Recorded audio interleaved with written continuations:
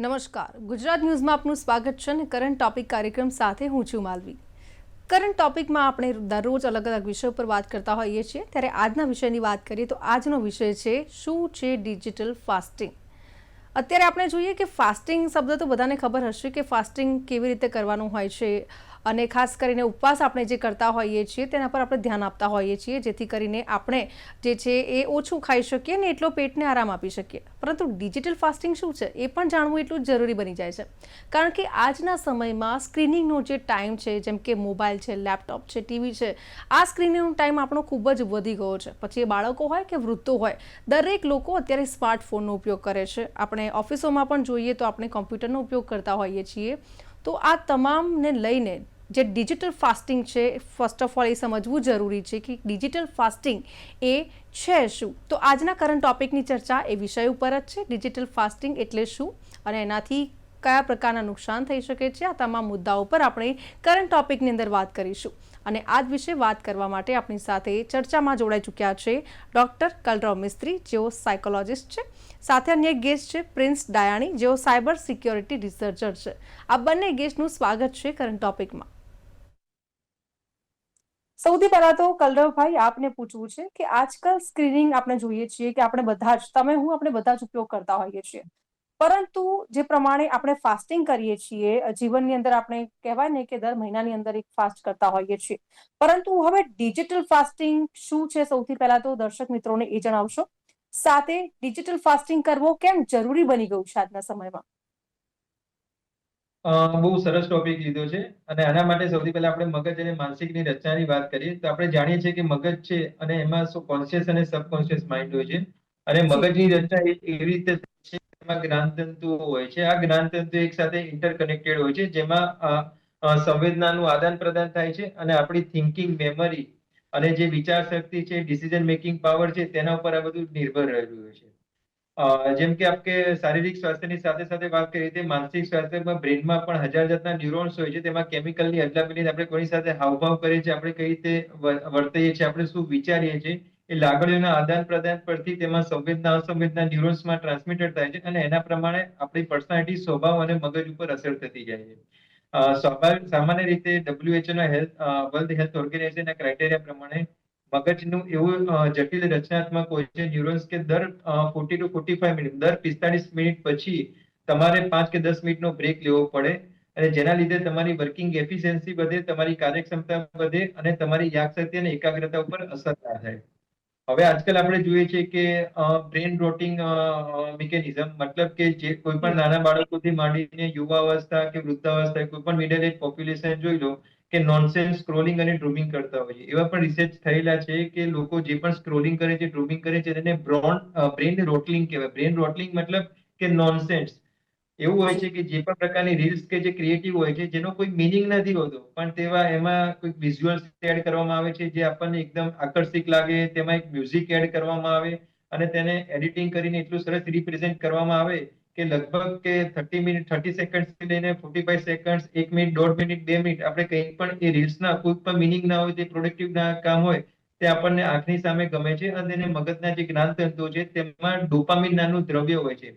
જેમ કે કોઈ પણ આપણે ગમતી પ્રવૃત્તિ કરીએ તો આપણને એકદમ ડોપામિન ડ્રાઈવ મળે, આપણને એડ્રેનાલિન રશ મળે અને એક આહલાદક અનુભવ થાય અને લાઈફના બધા ટેન્શન છે આપણે દૂર કરી શકીએ.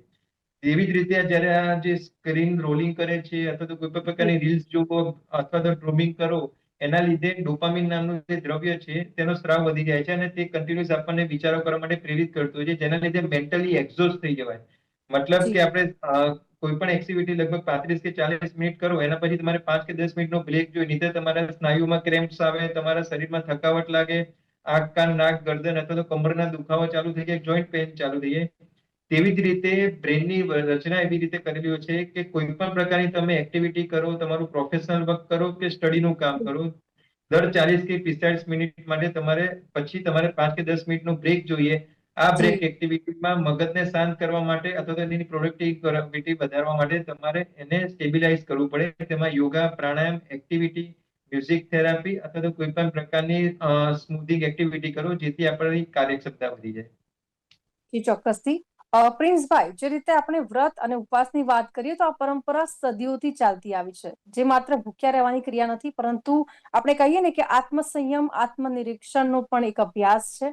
તો ખાસ કરીને અત્યારે આપણે ડિજિટલ ફાસ્ટિંગની વાત કરી રહ્યા છીએ, તો ચોક્કસથી ડિજિટલ ફાસ્ટિંગમાં આંખો અને મગજને સ્ક્રીનથી આરામ મળે છે, જે રીતે ડોક્ટર કલરવે જણાવ્યું. તો તમારું શું માનવું છે, જે રીતે ડિજિટલ ફાસ્ટિંગ આજના યુગમાં અત્યારની જનરેશનને ખૂબ જ જરૂરી બની ગયું છે? હા, તો ડિજિટલ માર્કેટિંગ બેઝિકલી બહુ સારો કોન્સેપ્ટ છે. યુથની અંદર એને કહેવામાં આવે છે આપણે ડોપામિન ડિટોક્સ. તો બેઝિકલી આપણે ઇન્સ્ટાગ્રામ, ફેસબુક કાં તો ગમે સોશિયલ મીડિયા હોય એનાથી આપણે થોડીક રાહત અને એ વસ્તુ ઉપર વધારે ફોકસ કરીએ કે જે એકચ્યુઅલમાં પ્રોડક્ટિવિટી આપે છે. જસ્ટ એઝ એન એક્ઝામ્પલ, કરંટનો યુથ છે એ સોશિયલ મીડિયામાં એટલો ખોવાઈ ગયેલો છે કે આખા દિવસની પ્રોડક્ટિવિટી એની અંદર જ વહી જાય છે, આખા દિવસનો સમય એના અંદર જ વહી જાય છે, જેની અંદર મેઇનલી યુથનો વાંક નથી, પણ સોશિયલ મીડિયાનું એલ્ગોરિધમ જ એ પ્રમાણે વર્ક કરે છે કે તમને લાઈક હુક કરી દે પોતાના એપ્લિકેશનની અંદર, અને તમારું એટેન્શન સ્પેન આના કારણે બહુ ડિક્રીઝ થઈ જાય છે, કારણ કે તમને સોશિયલ મીડિયાના એલ્ગોરિધમ રિવોર્ડ બેઝ ઉપર કામ કરે છે, જે તમારા બ્રેન ઉપર ઇફેક્ટ પાડે છે. માની લો 60 સેકન્ડનો વિડીયો છે, શોર્ટ્સ છે, રીલ છે, તો એક વિડીયો જોયા પછી આપણને ખબર નથી પડવાની કે નેક્સ્ટ વિડીયો શું આવવાનો છે, એ આપણી માટે કમ્પ્લીટલી સિક્રેટ વસ્તુ છે. તો જેવી રીતે આપણે સ્ક્રોલ કરતા જાય છે એવી રીતે મગજ એને રિવોર્ડ માનતું જાય છે અને ડોપામિન રિલીઝ કરે છે નાની નાની અમાઉન્ટની અંદર. તો આ એફર્ટલેસ સ્ક્રોલિંગ છે એના લીધે કરન્ટલી અટેન્શન સ્પોન બહુ ઓછું થઈ ગયું છે. જસ્ટ એઝ એન એક્ઝામ્પલ, પહેલાના યુથ છે એ બહુ સ્પોર્ટ્સમાં એક્ટિવ હતા, ઓર આઈધર સ્ટડીઝની અંદર એક્ટિવ હતા. કમ્પેર અત્યાર જનરેશનની સાથે કરીએ તો કરંટનો યુથ છે એ એનું એટેન્શન સ્પેન એટલું ડિક્રીઝ થઈ ગયું છે કે સ્ટડી અને સ્પોર્ટ્સની એક્ટિવિટીઝ એ લોકોને બહુ ઓછો અટેન્શન સ્પેન આપી શકે છે. જસ્ટ એઝ એન એક્ઝામ્પલ આપણે લઈએ કે આપણે કલાકો સુધી કાંઈ પણ સારી એવી બુક હોય કાં તો પછી પ્રોડક્ટિવ વસ્તુ હોય, લાઈક હું મારા માટે કોડિંગ કરું છું, તો એઝ એન એક્ઝામ્પલ હું એના ઉપર ધ્યાન આપી શકું. પણ કરંટ સોશિયલ મીડિયાના કેસના સિનારીઓમાં એવું છે, ઇફ માણસો કલાકો લગી સોશિયલ મીડિયા યુઝ કરશે તો એનો એટેન્શન સ્પેન બહુ ડિક્રીઝ થઈ જશે. તો આને મિટિગેટ કરવાની બહુ જરૂર છે. ચોક્કસથી આ વાત જાણીને ચોક્કસથી દર્શક મિત્રોને નવાઈ લાગશે કે ફોન યુઝ કરવાની, એટલે કે ફોન પર સમય પસાર કરવાની બાબતમાં આપણો દેશ વિશ્વમાં 5મા નંબરે છે. અત્યારે આપણે જોઈએ છે ફોનનું વળગાણ જે છે એ દરેક લોકોની અંદર જોવા મળતું હોય છે. ઇવન વૃદ્ધો પણ અત્યારે સ્ક્રોલિંગ કરતા હોય છે. સાથે બાળકોની વાત કરીએ તો બાળકો પણ અત્યારે મોબાઈલ જોતા જોતા છે ને ખાવાનું પસંદ કરતા હોય છે. એટલે આ ચિંતાનો વિષય કહી શકાય. ખાસ કરીને ડિજિટલ ફાસ્ટિંગની વાત કરીએ બાળકો અને વૃદ્ધોની, તો બાળકો અને વૃદ્ધોએ ડિજિટલ ફાસ્ટિંગ કેવી રીતે કરવું જોઈએ, પ્રિન્સભાઈ? બાળકોને લાઈક ચાઇનાની અંદર એક વસ્તુ કે એ પોલિસી મેકર્સે એવો રૂલ બનાવેલો છે કરન્ટલી કે જે 18 યર્સથી બિલોની એજના યંગસ્ટર્સ હોય, ટીનેજર્સ હોય, એ લોકો ખાલી 40 minutes per day TikTok use કરી શકે. તો એવી આપણા ઇન્ડિયાની અંદર થોડી ગમતી જરૂર મને લાગી રહી છે. સાથે સાથે વૃદ્ધો માટે વાત કરવા જાઉં તો એ લોકો મેડિટેશન અને એવી વસ્તુ વધારે પ્રિફર કરે છે. તો ઘણો એવો એરા હતો પહેલા સમયની અંદર કે ફેસબુકમાં વિડીયોઝ લાઈક સ્ક્રોલિંગ સાથે આવતા હતા, લાઈક અત્યારનું જે રીલ છે એ આપણે કહી શકીએ તો ઉપાડીને ફેસબુક ઉપર જે મૂકેલું છે તો એ પણ વૃદ્ધો સ્ક્રોલ કરે છે, કારણ કે એમને ટેવ છે ફેસબુકની. તો એ આપણે થોડું કમથું માત્રામાં યુઝ કરીએ તો વધારે સારું છે. હું કમ્પ્લીટલી એમ નથી કહેતો કે સોશિયલ મીડિયા ને એવી વસ્તુ બહુ ખરાબ છે, પણ લિમિટેશન્સ જરૂરી છે. એમ વૃદ્ધોને પણ સમજવાની જરૂર છે કે આપણે પ્રોડક્ટિવિટી કઈ રીતે ઇન્ક્રીઝ કરી શકાય, મેડિટેશન ઉપર કઈ રીતે ધ્યાન દઈ શકાય. એઝ વેલ એઝ બાળકોની અંદર આ વસ્તુ ખાસ ધ્યાન રાખવાની જરૂર છે, કારણ કે એ હજી ડેવલપિંગ ફેઝ ઉપર છે. એઝ વેલ એઝ આપણે અગર થોડુંક જોઈએ તો યુથ ઉપર તો બ્રેનની અંદર એક પાર્ટ હોય છે જે 25 યર્સ લગી ડેવલપ નથી થતો, જે મેઇનલી પેશન્સ અને કંટ્રોલ જે બોડીનું હોય છે એના ઉપર લાઈક ઇફેક્ટ પાડે છે સીધી. તો આ પ્રમાણે આપણે જોવા જઈએ તો બાળકોને તો ખૂબ અત્યારે જરૂર છે, કારણ કે એમનું ઇનિશિયલ જે ડેવલપમેન્ટ સ્ટેજ છે એના ઉપર ડાયરેક્ટ ઇફેક્ટ પડે છે એલ્ગોરિધમ્સ અને સોશિયલ મીડિયા. જી ચોક્કસથી. ડોક્ટર કલરવ, અત્યારે સ્ક્રીન પર સતત આંખ લોકો ચિપકાવી રાખતા હોય છે, કન્ટિન્યુઅસ સ્ક્રોલિંગ ચાલતું હોય છે મોબાઈલ ફોનમાં, કંઈક ને કંઈક જોવાતું હોય છે. તો લાંબા સમય સુધી સ્ક્રીન પર આપણે જોઈ રહીએ તો કયા પ્રકારનું નુકસાન થઈ શકે છે આંખને અને મગજને?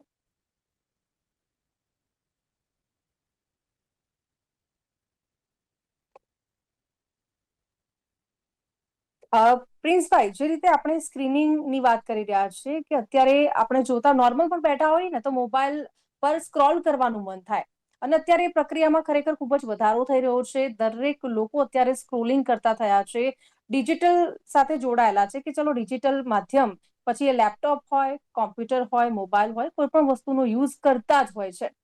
તો આનાથી કેવા પ્રકારનું નુકસાન થઈ શકે છે? અગર ઇફ જોવા જઈએ તો જી. Scrolling effect is directly linked with the attention સ્પોન.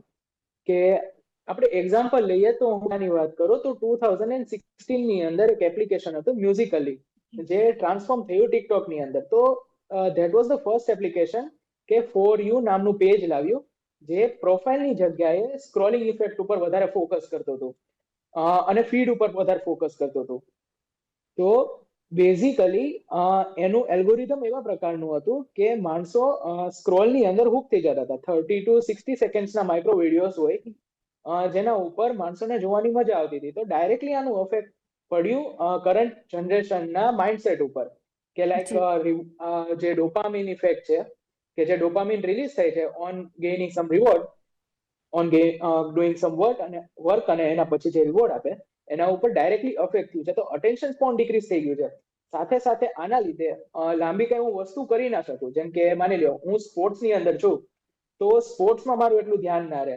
અને એક વસ્તુ છે કે એલ્ગોરિધમ અને યુઆઈ, યુઝર ઇન્ટરેક્શન એવી રીતે મૂકવામાં આવ્યા છે એપ્લિકેશનના કે આપણો હાથ એ જગ્યાએ એકચ્યુઅલી વયો જાય છે automatically driven by the brain. ઘણી બીજી વસ્તુ છે જે ડાયરેક્ટલી અફેક્ટ કરે છે આ વસ્તુને. લાઈક થઈ ગયું સ્ટ્રેસ આજકાલના યુથમાં બહુ વધી ગયું છે. This social media can be one part of it, કે સોશિયલ મીડિયા એક રીઝન છે કે સ્ટ્રેસ વધે છે. ધેન આપણે લઈએ વાત તો જે ફોમો છે એ પણ આના સોશિયલ મીડિયા દ્વારા ક્રિએટ થઈ છે. આવી ઘણી બધી વસ્તુઓ છે જે actually social media directly current generation ઉપર અફેક્ટ કરે છે, અને આને ડિટોક્સ કરવાની બહુ વધારે પડતી જરૂર છે. જી, ચોક્કસથી. તો પ્રિન્સભાઈ, જે રીતે ડિજિટલ ઇન્ટરમિટ ફાસ્ટિંગને ધીમે ધીમે જીવનશૈલીમાં આપણે સામેલ કરવા તો ઈચ્છીએ છીએ, તો હવે આને સામેલ કઈ રીતે કરી શકાય જીવનની અંદર? ઓકે, તો થોડાક અમથા વેઝ છે જે હું અત્યારે ડિસ્ક્રાઇબ કરવા માંગુ છું. એક તો એપ્લિકેશન્સ છે ઘણી બધી, જે એન્ડ્રોઈડ ની અંદર કાં તો આઈફોન ની અંદર પણ અવેલેબલ છે, કે જી. સ્ક્રીનને એકચ્યુઅલી પર એપ્લિકેશન આપણે લિમિટેડ ટાઈમ આપી દઈએ.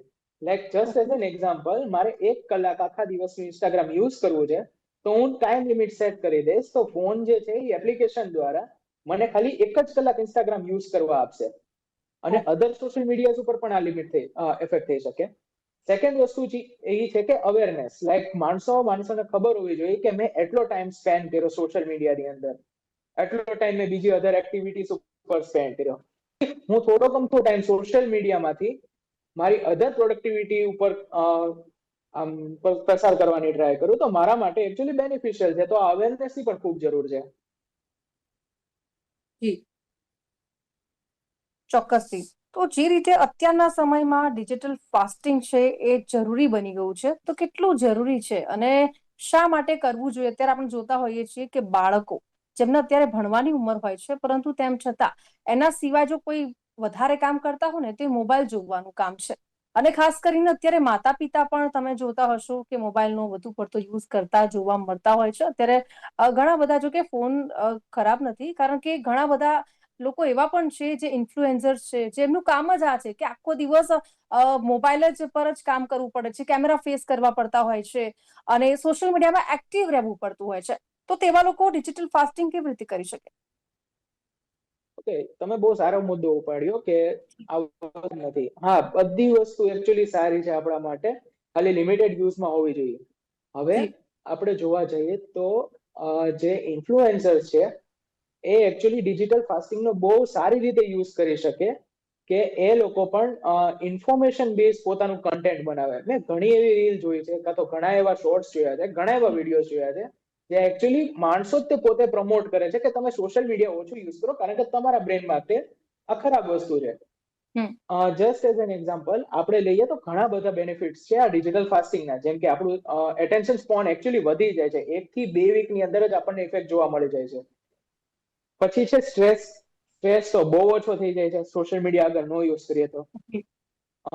અલગ અલગ લોકો હોય એમનું આપણે વેલિડેશન લેવાની જરૂર નથી પડતી. સોશિયલ મીડિયા આપણું બંધ થઈ ગયું હોય થોડા સમય માટે તો આવી ઘણી બધી વસ્તુ છે જેનાથી આપણને ઘણો બેનિફિટ થઈ શકે એમ છે. બાળકોની વાત કરીએ તો એમના માટે તો બહુ જરૂરી છે, કારણ કે એ અત્યારે હજી ડેવલપિંગ ફેઝમાં છે અને ડેવલપિંગ ફેઝની અંદર જ તે આવી રીતે જો અફેક્ટ કરવા મળશે એ લોકોને તો મોટા થતા એ લોકોનું એટેન્શન સ્પોન તો બહુ ડીક્રીઝ થઈ જશે. એક્ઝામ્પલ 6 કલાકની અત્યારે સ્કૂલ્સ હોય છે તો એ લોકો કન્ટિન્યુઅસલી એના ઉપર એના જે સબ્જેક્ટ્સ હોય છે, એના જે લેક્ચર્સ હોય છે એના ઉપર ફોકસ નથી કરી શકતા. તો one of the reason is the social media. એવી વસ્તુ નથી કે ખરાબ છે. હવે નોટ શેરિંગ માટે આપણે યુઝ કરીએ એ સારી વસ્તુ છે, પણ જ્યાં ઓવર એક્સેસિવ યુઝ થાય છે ત્યાં બહુ ખરાબ વસ્તુ થઈ શકે. પછી આપણે કરીએ મા બાપ ઉપર, તો પણ મા બાપને પણ જરૂર છે અવેરનેસની કે સોશિયલ મીડિયા મારે એકચ્યુઅલી મારા માટે અને મારા છોકરાઓ માટે બહુ ઓછું યુઝ કરવું જોઈએ. નોટ કમ્પ્લીટલી લેસ, લાઈક તમારે જેટલી જરૂરિયાત છે એટલો યુઝ કરો, અને આ બાકીનું જે એક્સેસિવ યુઝ છે એને અધર એક્ટિવિટીઝની અંદર સ્પેન્ડ કરો તો સૌથી સારી વસ્તુ છે આ. જી, જે રીતે વાત કરીએ તો ડિજિટલ ફાસ્ટિંગ કરીએ પરંતુ એનાથી ફાયદા શું થાય છે પ્રિન્સભાઈ? ડિજિટલ ફાસ્ટિંગ થી ઘણા બધા ફાયદાઓ છે. જેમ કે ઇફ માની લો હું એક દિવસની અંદર 4 થી 5 કલાક સ્ક્રોલ કરું છું, આઈધર ઇન્સ્ટાગ્રામ ઓર યુટ્યુબ શોર્ટ્સ છે, ફેસબુક ના વિડીયોઝ છે, તો હું એને લિમિટ કરી દઉં છું 1 કલાકની અંદર. તો હું બાકીના મારા 4 કલાક થી 5 કલાક અધર એક્ટિવિટીઝની અંદર સ્પેન્ડ કરી શકું. Weather it can be reading a book, કાં તો પછી હું અધર એક્ટિવિટીઝ જેમ કે સ્પોર્ટ્સમાં ફોકસ કરી શકું છું, મ્યુઝિક ક્રિએશન, કાં તો પછી એવી વસ્તુ ઉપર ફોકસ કરી શકું છું. જી. સેકન્ડ વસ્તુ, પ્રોડક્ટિવિટી તો ઇન્ક્રીઝ થશે જ, તે સાથે સાથે જે આપણું એટેન્શન સ્પોન છે એ પણ ઇન્ક્રીઝ થવા લાગશે ધીમે ધીમે. વિધિન અ વીક કાં તો 2 વીકની અંદર રિઝલ્ટ દેખાવા મળશે. જેના કારણે હું નવી રિસર્ચ વર્ક કરવા માંગુ તો હું રિસર્ચ કરી શકું છું. એના માટે મને આઈડિયા છે અને એના ઉપર મને એટેન્શન પણ ગેઇન થઈ જાય છે કે હું સ્પેસિફિક સબ્જેક્ટની અંદર વધારે ટાઈમ આપી શકું. થર્ડ થિંગ ઇઝ જે સ્ટ્રેસ, કરન્ટલી સ્ટ્રેસ છે એને પણ સરખી રીતે મેનેજ કરી શકું ઇફ હું સોશિયલ મીડિયા ઓછું યુઝ કરું. અને ફોર્થ મોસ્ટ ઇમ્પોર્ટન્ટ વસ્તુ આપણે લઈ તો ઈ છે સ્લીપ સાયકલ. હવે સોશિયલ મીડિયાને એવી રીતે બનાવવામાં આવ્યા છે ને, એલ્ગોરિધમ જ એ પ્રકારના છે કે સૌથી વધારે આપણે કાં તો જાગીને યુઝ કરીએ છીએ કાં તો પછી રાત્રે સુવા પહેલા યુઝ કરીએ છીએ. તો આપણી જે સ્લીપ સાયકલ છે અને આપણું જે ઇન્ફોર્મેશન ગેઇનિંગ ટાઈમ છે એ સૌથી વર્સ્ટ ફેઝની અંદર એ લોકો આપણને પ્રોવાઈડ કરે છે. તો સૂતા પહેલા અને જાગવા પછી આ આપણે ડિક્રીઝ કરી નાખીએ તો એકચ્યુઅલી ડે પ્રોડક્ટિવ જવાના ચાન્સીસ વધી જાય છે. It's just an example. Social media છે એ આપણને હુક કરી રાખે છે ઓન ધ નાઇટ, કે આપણે વધારે રીલ સ્ક્રોલ કરી અને એના ઉપરથી આપણને ટાઈમનો ખબર જ નથી રહેતી.